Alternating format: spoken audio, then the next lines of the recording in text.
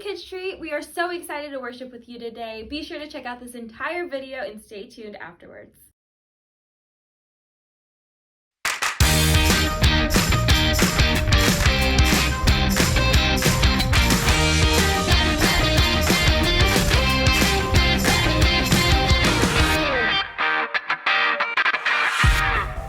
Hey there, I'm Lawson, and I love some of the stuff you guys have to say about my show. In fact, I'm gonna share this snap jabber from Micah in Missouri. He says, "Hey Lawson, the stories you tell are super funny, just like your face." My face? My face? Micah thinks my face is funny? He thinks my face is funny? You think my face is funny? Oh, that's so not cool. My face is not funny. Ooh, I should post something really mean on his account. Ooh, something. But it should be funny too. Mean and funny. Ooh. Okay. Well, while I think about it, I'm gonna tell you this awesome story I just heard about this girl in a class that my mom teaches. Ada and her younger sister Carmen share the same birthday, exactly 1 year apart. It's like always having your best friend right there. They share a room, they share snacks, they share their clothes at the same time. But while Ada is neat and organized, Carmen's not. And while Ada's stuff stays clean, Carmen's does not. So one day, Ada finds this beautiful fuzzy white sweater online, and Carmen says, "Hey, you should get that." And Ada's like, "I think I will." And then she saves up for a whole month to buy it. When she tries on that sweater, she feels amazing! Like $1,000,000. On Saturday, she decides to wear the sweater to Sabrina's birthday party. But when she pulls it out, she shrieks, "Ah! A spot!" That spot is like a giant black hole sucking away all Ada's happiness forever. She stalks off to find Carmen and she demands, "Did you wear my sweater?" And Carmen's like, "I didn't notice the spot."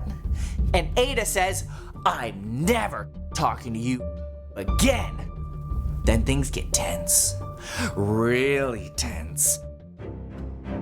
The only thing that Ada can think about is how mad she is. For days.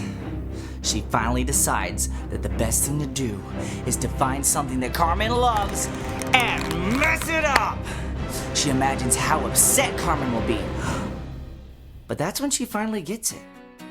Staying angry just makes them both miserable. So Ada finds Carmen and says, "I come in peace." Ada says that even though what Carmen did was wrong, I'm gonna stop being mad. And Carmen says, "I'm really, really sorry." And then they hug and high five and do the hokey pokey. So kids, never wear white after Labor Day, or before the equinox, or ever, actually. But do always remember that forgiveness is deciding that someone who has wronged you doesn't have to pay. So, Micah in Missouri, you think my face is funny? Well, I think that you are probably a nicer guy in person than online. So, I'll see you guys next time. Bye!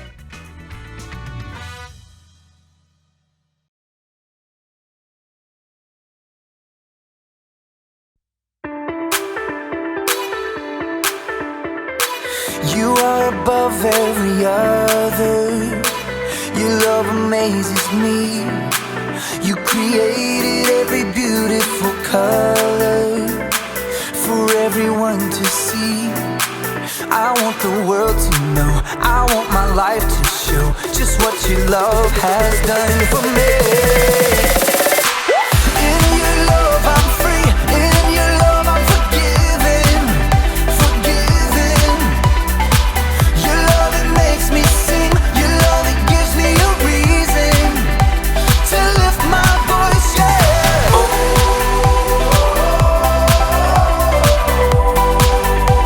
I lift my voice, yeah.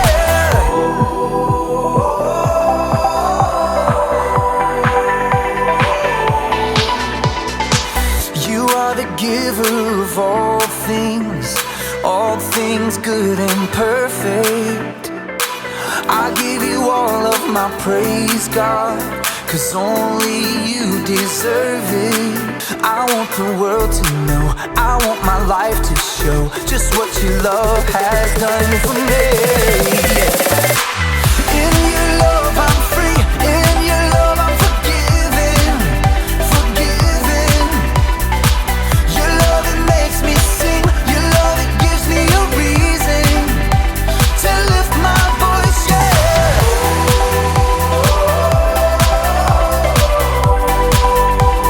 I lift my voice, yeah.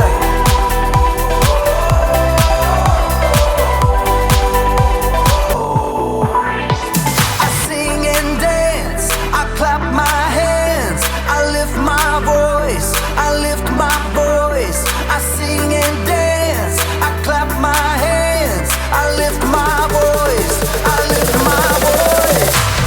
In your love I'm free, in your love I'm forgiven, forgiven. Your love, it makes me sing, your love, it gives me a reason to lift my voice, yeah.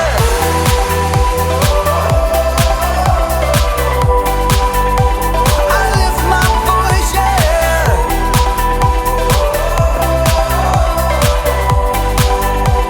I lift my voice, yeah.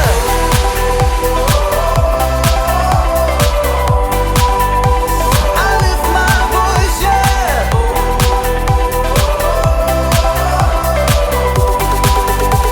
I lift my voice, yeah.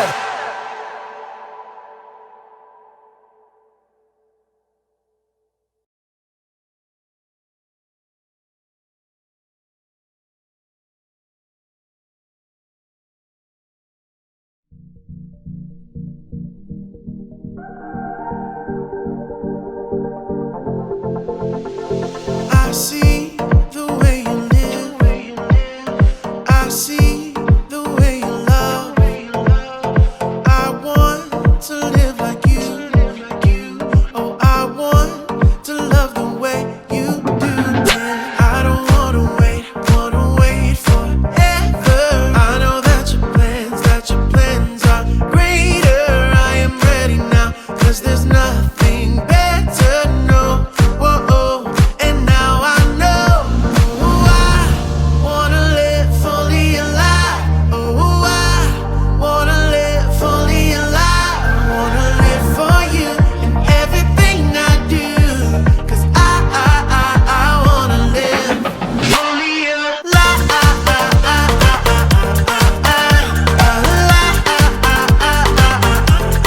Fully alive. I wanna live. I see the way you live. I see the way you love. And I want to live like you. Oh, I want to love the way you do it. I don't wanna wait forever. I know that your plans are greater. I am ready now, 'cause there's nothing better, no. Whoa, and now I know. Oh, I wanna live fully alive. Oh, I wanna live fully alive. I wanna live for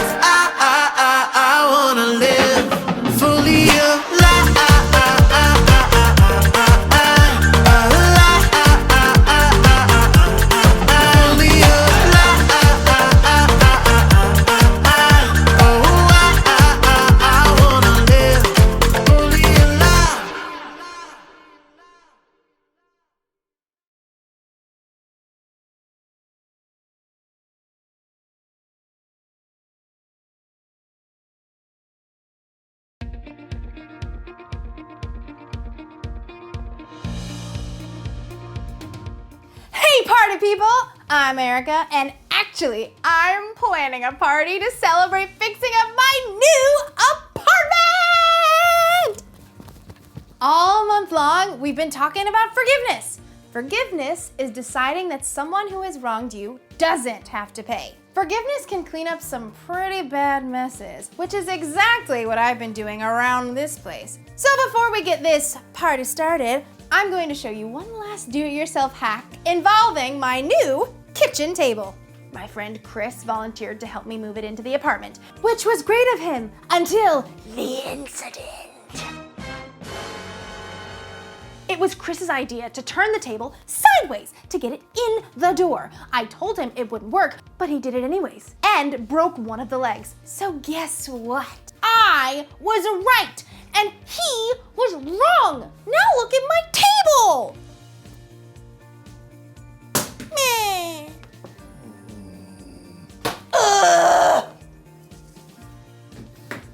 So it was Chris's fault that I have to spend my whole afternoon showing you how to make a table more level. Thanks a lot, Chris. Guess who's not getting invited to the party now? It's you, Chris. Let's do this thing.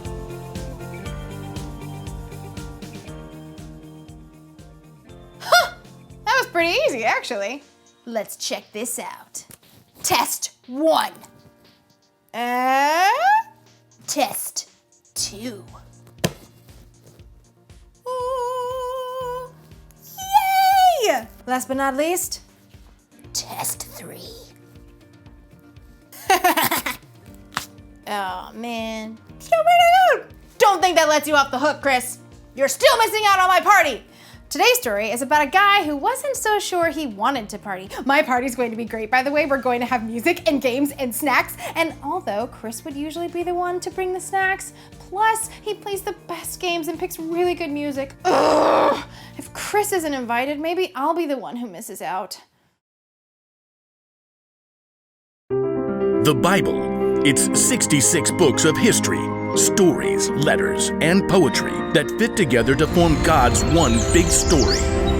The epic adventure of how He created us and loves us so much that He made a way to rescue us. As we travel through the Bible, from Genesis to Revelation, we discover people who met God and found their lives changed forever. And now for an amazing story, inspired by the book of Luke, chapter 15, verses 21 through 32. When Jesus wanted to share something important, he often told a story to explain what he meant. Now one day, the religious leaders were grumbling because Jesus chose to bring in outcasts and people who did things wrong. He hangs out with sinners and even eats with them. Jesus knew their hearts. These men thought they were better than everyone else. So he told them the story of a man and his 2 sons. Now the youngest son asked for his share of his father's money and he took off. He spent his money on parties and all other stuff. But then the money ran out and he ended up at a miserable job feeding pigs while he himself starved. Desperate, the young son returned home planning on begging for mercy and working as a servant. Instead, his father welcomed him with open arms and even planned a party for his lost son in his honor. Ultimately, seemed like a happy ending. But Jesus wasn't finished with the story yet. The older son was in the field. When he came near the house, he heard music and dancing. If Jesus were to tell that story to us today, it might sound something like this. The older brother, let's call him Will. He spent the entire day working hard, perhaps plowing up the packed dirt on a brand new field. Come on, Bessie. Just one more row. Gotta finish before the light goes. As the sun slipped behind the hill, Will finished breaking the dirt on his last long row. I just need some water and a quiet meal and bed. Will trudged slowly back to the house and left Bessie in the barn with a bag of oats. If my slacker brother hadn't run off, I wouldn't have to work so hard. As Will neared the house, he was surprised to see the lights blazing from every window. What is going on? Will stopped, trying to make sense of all the activity and the music. Then, the back door opened. One of the servants stepped outside to throw out a bowl of scrap, and she turned to go back inside. Wait. The servant paused. What's happening? It's just the party for your brother. The what for my what? You haven't heard? Your brother showed up this afternoon. Your dad had the fattest calf killed and roasted to celebrate. He is so thankful Jake's safe. A party? My dad is throwing a party? I'll let the family know you're back. What? No. I am not coming in. The servant wrinkled her nose. Whew. You want someone to run you a bath first? Leave me alone. The servant hurried back inside. Will paced as his exhaustion vanished and anger coursed through his veins. I work all day. Every day. Has Dad ever thrown a party for me? Will stalked back and forth, fuming as the back door opened up again. His father hurried out. Will, here you are. Well, look at that. You decided to remember I exist. Your brother is back. He's okay. Well, that is just fantastic. We're all celebrating, but it's not complete without you. Come on inside. Will turned and looked directly at his father, eyes blazing. All these years, I've worked non-stop for you. I've done every single thing you asked, and you never even given me a goat to have a party with my friends. You never said you wanted. This son of yours runs away with your money and wastes it like a fool. Then he shows up and you roast a fatted calf and throw a giant shindig. Will's father sighed, took a deep breath, and looked Will directly in the face. My son, you are always with me. Everything I have is yours, but we had to celebrate and be glad. This brother of yours was dead for all we knew. And now he's alive again. He was lost and now he is found. Look, I'm real tired. I plowed the entire north field. Thank you. I think I'll just go to bed. Won't you come into the party? Just for a few minutes. Will hesitated. He could see the people through the window, dancing, eating, full of joy. The light and the music called them. Please, Will. We don't know if the older brother ever listened to his father. We don't know if he ever forgave his younger brother. We don't know if he chose to go and enjoy the party. But what we do know is that if he stayed outside, he missed out on many good things.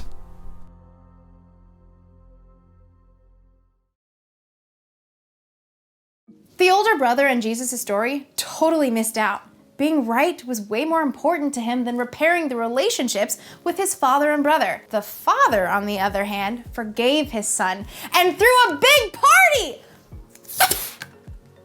Forgiveness is something we should celebrate. Think about it. In the beginning, God decorated for the biggest party ever when he made paradise for his people. But over time, people got further and further and further away from paradise. So, God sent Jesus. Because of what Jesus did for us, we can be forgiven. Jesus even said that when someone turns to God, there's great joy in heaven. Maybe like a party! When you forgive someone in your heart, that's worth celebrating. I mean, forgiveness can save relationships. It can even make someone else feel like they matter. And forgiveness can take the weight off your shoulders too. But when you hold grudges and you don't forgive, you can miss out on all that stuff. That's why the one thing to remember today is this. When you don't forgive, you miss out. So, of course, I'm going to forgive my friend Chris for breaking my table even though I was right and he was wrong. I don't want to miss out on our party. And I definitely don't want to miss out on our friendship. That's way more important to me than being right. Well, that's all for now. I've got to go get ready for a party. See you around.